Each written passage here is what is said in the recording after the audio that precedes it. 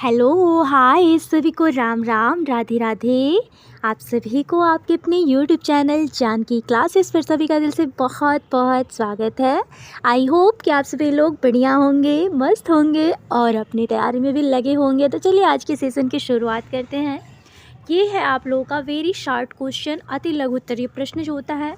तो इसमें आपका 2023 में क्वेश्चन पूछा था कि जल संचयन की उपयोगिता क्या होता है। तो जल संचयन वो होता है जो आपके जल के प्रदूषण को कम करे, जल की गुणवत्ता में सुधार करे, बाहरी बाधा को रोके। ये आपकी जल संचयन की उपयोगिता होती है। क्या बोल रहे हैं कि वर्षा जल का संचयन करके सतही जल को प्रदूषण को कम किया जा सकता है। जल की गुणवत्ता में सुधार करके बाहरी बाधा को रोकने हेतु भूमिगत जल का प्रवाह कम करके मिट्टी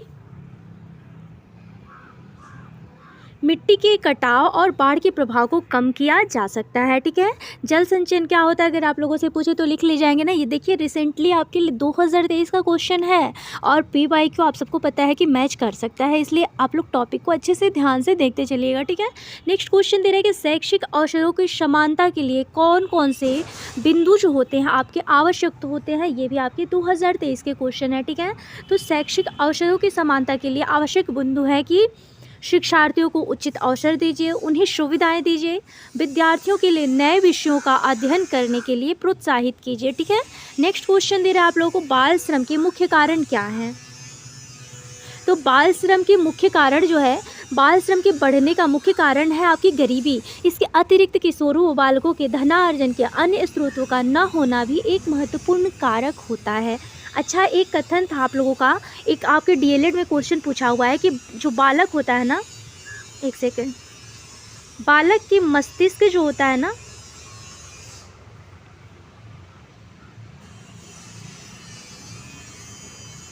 आपके बालक की मस्तिष्क की कोरी स्लेट जो पूछा है, कोरी स्लेट क्या होता है, कोरी स्लेट किसने बोला है। तो आप लोग याद रखिएगा ना। देखिए ये जो आपका कथन और ये कथन वाले जो क्वेश्चन होते हैं ना, इसमें से 2 से 3 क्वेश्चन आप लोगों का आएंगे ही आएंगे। ठीक है, तो आप लोग याद रखिएगा। अगर कोरी स्लेट पूछेगा तो आपके रूसो महोदय कौन है, तो रूसो महोदय हैं।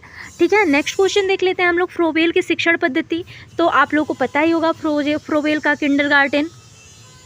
यहाँ पे देखिए फ्रोबेल की शिक्षण पद्धति में खेलों की महत्वपूर्ण भूमिका थी। फ्रोबेल के अनुसार बालक की आत्मनिर्भरता खेलों द्वारा विकसित होती है, अतः बालकों को खेल द्वारा शिक्षित किया जा सकता है। और फ्रोबेल का अगर पूछे तो किंडरगार्टन पद्धति जो है आपके फ्रोबेल महोदय ने ही दिया था। किसने दिया था, तो आपके फ्रोबेल महोदय ने किंडरगार्टन अगर पूछेगा तो आपके किसने दिया था, तो आपके फ्रोबेल महोदय ने ही दिया था। चलिए नेक्स्ट देख लेते हैं हम लोग। नेक्स्ट दे रहा है कि प्लेटो के द्वारा संस्थापित संस्था का नाम क्या है। तो इनके या तो प्लेटोनिक होगा, देखिए या तो प्लेटोनिक आप लोग लिखिएगा, प्लेटोनिक अकेडमी, या तो सिर्फ एकेडमी भी इनका है। ठीक है, तो अगर आप लोगों से पूछे कि प्लेटो द्वारा स्थापित संस्था का नाम क्या था, तो प्लेटोनिक अथवा एकेडमी ये भी हो सकता है। अच्छा, अगर आप लोगों से एक चीज़ और पूछे कि जो शिक्षा होता है ना, शिक्षा के वैयक्तिक और, यहाँ पे आप लोग ध्यान से देखते चलिएगा, ये कथन का जरूर पूछता है, एक आप लोगों में जरूर पूछेगा, शिक्षा के वैयक्तिक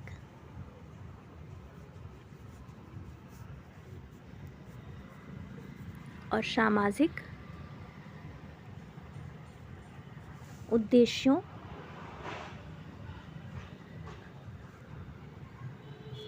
का समन्वय आवश्यक है। ठीक है, अगर क्योंकि शिक्षा जो होता है व्यक्ति की खुशी और राज्य कल्याण के लिए होता है। ठीक है, यहाँ पे स्पेस ही नहीं रहता है, क्योंकि जो शिक्षा होता है समन्वय जो है आवश्यक होता है। एक सेकंड में आप लोगों को यहाँ पे लिखे थे, थोड़ी सी प्रॉब्लम हुई है, वेट आप लोगों को।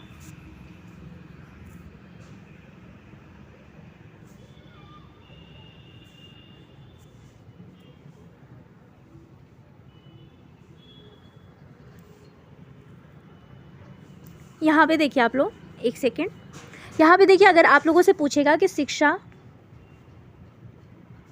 की वैयक्तिक और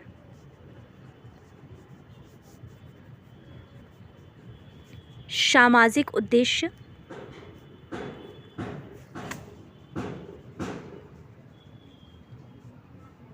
का समन्वय आवश्यक है,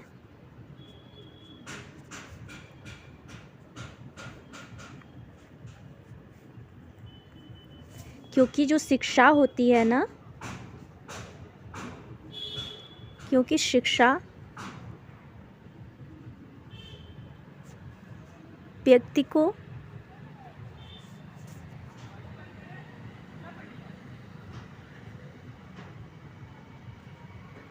खुशी और राज्य जो होता है राज्य कल्याण के लिए होता है।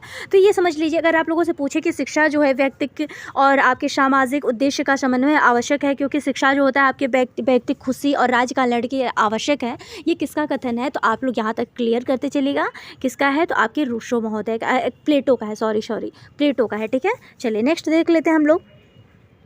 अच्छा, अगर रूसो से पूछ, यहाँ पे अगर आप लोगों से रूसो के बारे में पूछ रहा है, रूसो के बारे में कुछ भी पूछे, तो रूसो ने एक एमिल नाम की पुस्तक लिखी है। ठीक है, एमिल किसकी रचना है? तो रूसो महोदय की रचना है। किंडरगार्टन पद्धति किसकी है? तो फ्रोबेल की है। जॉन डोवी का अगर आप लोगों से पूछे तो डोमिक्रेसी एजुकेशन जो है इनका एक पुस्तक का नाम है। ठीक है, इनका अगर पूछेगा जॉन डोवी का, तो डोमिक्रेसी किसका है? तो जॉन का है। ठीक है, यहाँ पे देखिए आप लोग, जॉन, वेट,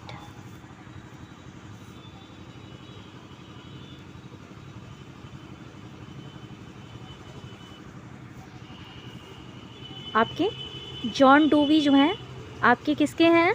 तो जॉन डोवी का जो है डोमिक्रेसी एजुकेशन नामक पुस्तक लिखा है, और इन्हीं ने कहा है कि शिक्षा की संपूर्ण प्रक्रिया का उद्देश्य विकास या उन्नति होता है। क्या होता है? शिक्षा का संपूर्ण प्रक्रिया, शिक्षा का, आप लोग, शिक्षा का संपूर्ण प्रक्रिया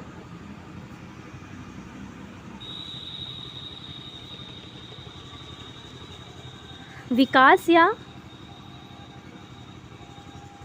उन्नति होता है। ठीक है, ये किसने कहा है? तो आपके जॉन डोवी ने कहा है। आप लोग ये स्क्रीनशॉट लेते चलिएगा। ठीक है, चलिए नेक्स्ट अब देख लेते हैं। नेक्स्ट क्वेश्चन क्या दे रहा है? प्लेटो द्वारा स्थापित संस्था का नाम क्या है? तो प्लेटो ने अकेडमी नामक संस्था की स्थापना करी थी, जिसे प्लेटोनिक अकेडमी अथवा एकेडमिक स्कूल भी कहा जाता है।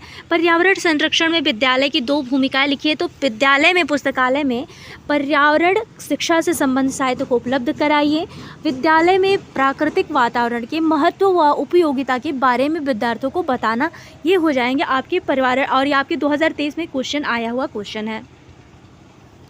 स्त्री शिक्षा के, अच्छा ये स्त्री शिक्षा नहीं दिया है, यहाँ पे था ना सर्व शिक्षा जो है, सर्व शिक्षा के विषय में क्या कहे हैं आपके प्लेटो महोदय। ठीक है, तो सर्व शिक्षा के विषय में प्लेटो का मत था कि स्त्री शिक्षा के विषय में, स्त्री शिक्षा नहीं सर्व शिक्षा, यहाँ पे शिक्षा के विषय में प्लेटो का मानना था कि स्त्री व पुरुष दोनों को समान शिक्षा दी जानी चाहिए। अतः इसी मान्यता के अनुरूप समान शिक्षा की व्यवस्था की गई है। ये भी आपकी रिसेंटली 2023 का क्वेश्चन है। ठीक है, तो अगर आपसे पूछे कि शिक्षा के, सर्व शिक्षा का विषय किसने दिया था? प्लेटो का मत था। इसमें क्या था कि उनका मानना था कि स्त्री व पुरुष जो हैं उन दोनों को समान शिक्षा दी जानी चाहिए। अतः इसी मान्यता के अनुरूप समान शिक्षा की व्यवस्था करी गई थी।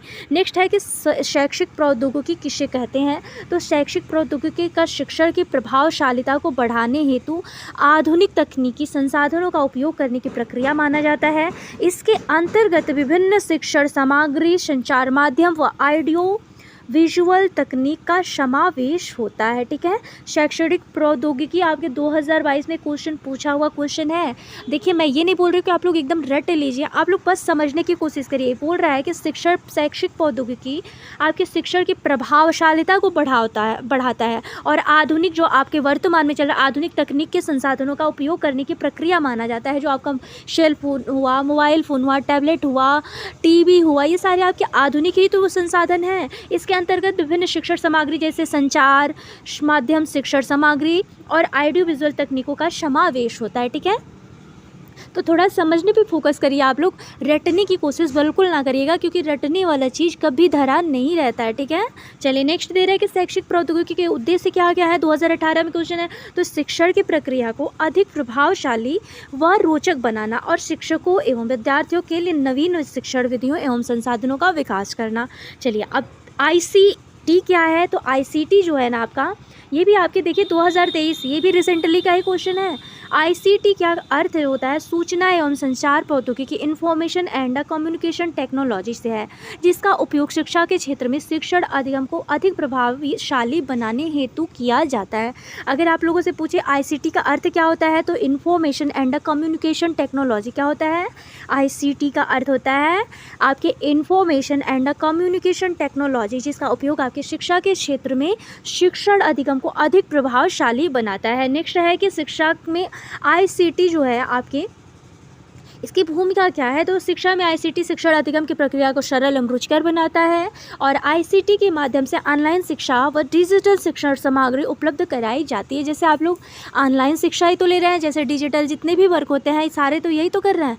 तो आप लोग इतना समझते चलिएगा कि जितने भी अगर आईसीटी में पूछेगा तो आपकी ऑनलाइन शिक्षा और ऑडियो विजुअल जितने भी संचार, जितने भी शिक्षण सामग्री होते हैं, ये सारे आ जाएंगे। नेक्स्ट है ई लर्निंग क्या होता है? ई लर्निंग आपके 2017 का क्वेश्चन है। ई लर्निंग जो होता है, ई लर्निंग का आशय होता है डिजिटल संसाधनों के माध्यम से शिक्षण सामग्री की प्रक्रिया को सुगम बनाना। इसमें जो होता है इंटरनेट, ऑडियो वीडियो और मल्टीमीडिया तकनीकों का उपयोग किया जाता है।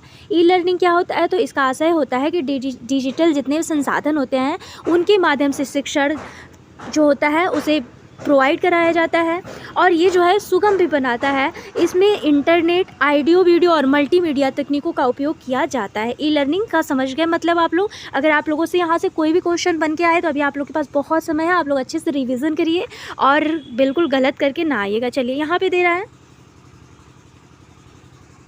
कि मल्टीमीडिया शिक्षण को, क्वेश्चन क्या दे रहा है कि शिक्षण अधिगम प्रक्रिया में मल्टीमीडिया के लाभ लिखिए। तो मल्टीमीडिया जो होता है,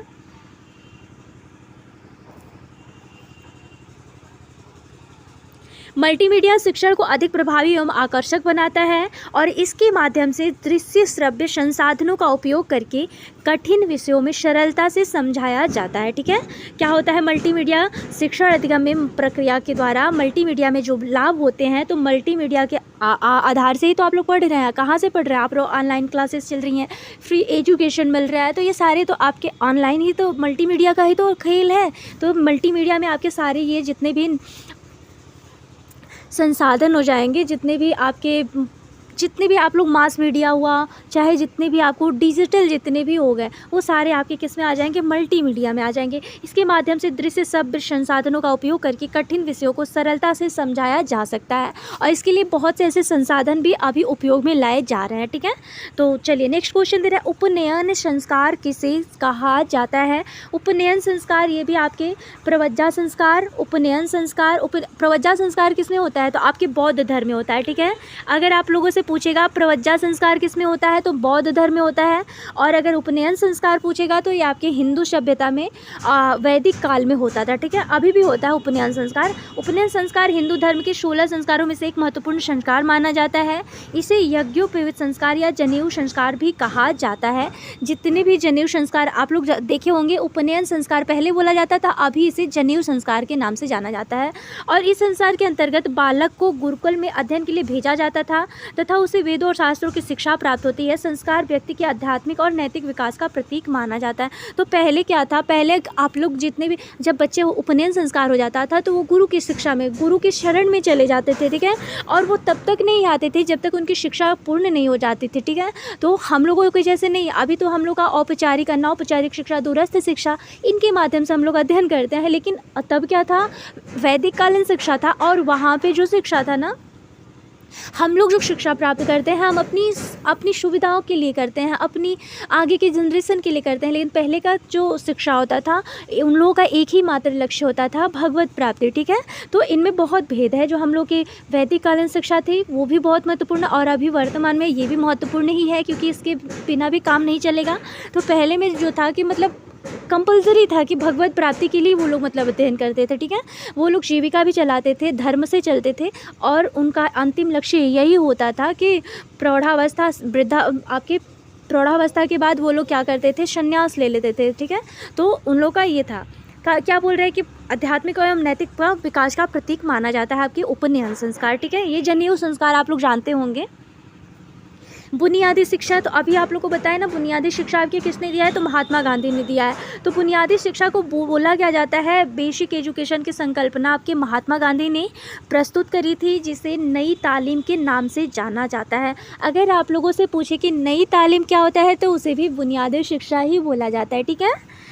यह शिक्षा प्रणाली बालकों के शारीरिक, मानसिक, बौद्धिक एवं नैतिक विकास पर बल देती थी। बुनियादी शिक्षा जो थी, यह शिक्षा प्रणाली आपके बालकों के शारीरिक, मानसिक और बौद्धिक एवं नैतिक विकास पर बल देती थी। इसका क्या क्या था, तो हस्त कौशल पर आधारित शिक्षा, शिक्षा के साथ कोई ना कोई उत्पादन कार्य जोड़ना। इनका जो था सूत काटना, आप लोग सुने होंगे, गांधी जी ने एक सूत काटना, इनका उद्देश्य ही था ना, गांधी जी का उद्देश्य था कि कोई भी बच्चा, चाहे कोई भी जन जो भी है, वो खुद करे और खुद दो पैसा कमाए, किसी के आगे उन्हें हाथ जोड़ने की उम्मीद ना रहे, उन्हें मतलब ये सख्त न प्रथा को कोई जाके हाथ फैला के भीख मांगे, ठीक है। तो उन्होंने ये बुनियादी शिक्षा जो था, इसमें जो कौशल है, मतलब जो आपके हाथ में जितने भी कौशल हैं, जो भी क्रियाएं कर सकते हैं, बुनना, चाहे जो भी आपके अंदर जितनी भी कलाएं हैं, हाथ से ही तो होते हैं, तो आप में जो भी कलाएं हैं उसे प्रदर्शित करिए और आप उससे कमाई करिए और वो चीज़ अपनी जीविकापार्जन करिए। तो उनका उद्देश्य ये था कि मतलब कोई भीख न मांगे, कोई मतलब गरीब ना रह जाए। तो इनका मुख्य उद्देश्य था बुनियादी शिक्षा लागू करने का, ठीक है। तो इसका ये अर्थ है कि हस्त कौशल पर आधारित शिक्षा इन्होंने लागू किया। शिक्षा के साथ कोई ना कोई आप उत्पादन कार्य जोड़िए, जिससे कि मतलब उन लोगों को कुछ लाभ हो, ठीक है। मातृभाषा में शिक्षा, मातृभाषा जो हम लोग की मातृभाषा है, जो भी आप लोग का मदर टंग है, आप लोग हिंदी बोलते होंगे, भोजपुरी बोलते होंगे, बिहारी बोलते होंगे, राजस्थानी, कोंकणी, आपकी जितनी भी लैंग्वेज होते हैं, ज़रूरी तो नहीं कि आप लोग एक ही हिंदी वर्ड ही बोलते होंगे, नहीं ना, आप लोग की भी तो कोई मदर टंग होगी। तो बोल रहा है कि मातृभाषा में शिक्षा देना तभी से अनिवार्य माना गया है। शिक्षा का माध्यम होता है मातृभाषा से जोड़ना। अगर आप लोग मातृभाषा के माध्यम से अगर बच्चों को स्टडी कराते हैं ना, तो बच्चे जो होते हैं अच्छे से सीखते हैं, ठीक है। तो यहाँ मातृभाषा को जोड़ना उनका उद्देश्य था। समाज से जुड़ी शिक्षा, इनका उद्देश्य था कि शिक्षा का उद्देश्य समाज एवं नैतिक मूल्यों का विकास करना भी है। आपके महात्मा गांधी समाज से जुड़ी शिक्षा का भी बात करते हैं, ठीक है। गांधी जी के अनुसार बुनियादी शिक्षा का उद्देश्य जो है आत्मनिर्भरता, स्वावलंबन, नैतिक विकास करना, जिससे व्यक्ति समाज में योगदान दे सके, ठीक है। तो गांधी जी जो है ना, गांधी जी ने बहुत ज़्यादा प्रयास करा कि मतलब हमारे देश में जो है ना, अंग्रेज़ी शिक्षा जो है हटे और हमारी जो हिंदी संस्कृति, हमारी जो लैंग्वेज है, हमारी जो भाषा है, उसका सम्मान किया जाए, ठीक है। लेकिन अभी वर्तमान में जो है, अभी सबसे ज़्यादा आप लोग देखिए, भले हमारी राज्य भाषा हिंदी है, लेकिन कंपलसरी आप लोग को इंग्लिश हर जगह देखेंगे तो इंग्लिश का ही ज़्यादा मान्यता है। तो गांधी जी को मतलब ये बहुत पसंद नहीं था कि हमारे अंग्रेजी जो है, अंग्रेजी हमारे देश पर राज करे, ठीक है। तो उनका उद्देश्य यही था, ठीक है। इनका एक कथन था ना, वेट मैं बता रही हूँ, आप लोग स्क्रीनशॉट लीजिएगा, कि मैं जो हूँ ना, गांधी जी ने कहा था कि मैं व्यक्तिगत आपके स्वतंत्रता को महत्व तो देता हूँ,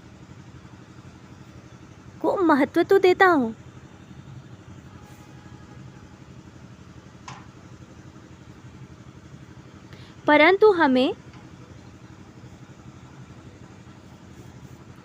यह नहीं भूलना चाहिए,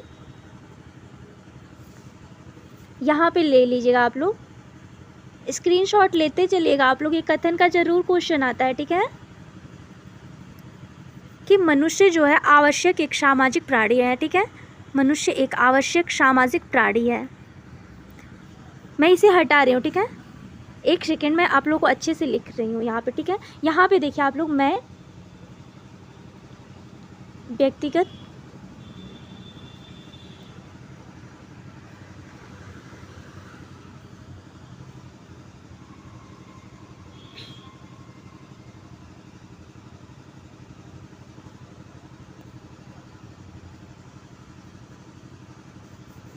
को महत्व देता हूँ,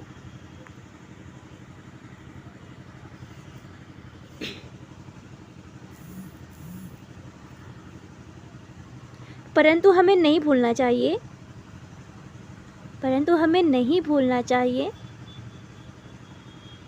देखिए मेरे हैंड राइटिंग में आप लोग मत जाइएगा, ठीक है, क्योंकि फ़ोन पे लिखा नहीं जाता है, ठीक है, कि मनुष्य जो है आपके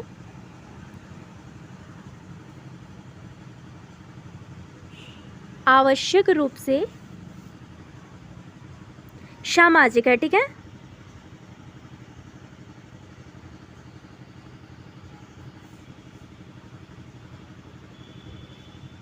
आप लोग इसे स्क्रीनशॉट लीजिएगा, क्योंकि ये क्वेश्चन आप लोगों के डीएलएड में आप लोग देखिए, ये तो नहीं जानते ना कहाँ से पूछेगा, कथन के कारण और कि ज़रूर क्वेश्चन आप लोगों में आता है। ठीक है, अगर आप लोगों से पूछे कि मैं व्यक्तिगत स्वतंत्रता को महत्व तो देता हूँ, परंतु हमें यह नहीं भूलना चाहिए कि हम जो है मनुष्य आवश्यक रूप से एक सामाजिक प्राणी माना जाता है। यह कथन किसका था? तो आपके महात्मा गांधी जी का था। ठीक है, तो चलिए आज का सेशन आई होप कि आप सबको पसंद आया होगा। अगर हाँ सच में पसंद आया ना तो प्लीज़ एक प्यारा सा comment, like, share and subscribe आप लोग मोटिवेशन प्लीज़ ज़रूर करिएगा। मिलती हूँ सभी को नेक्स्ट वीडियो में, तब तक के लिए मेरा सभी को राम राम, राधे राधे।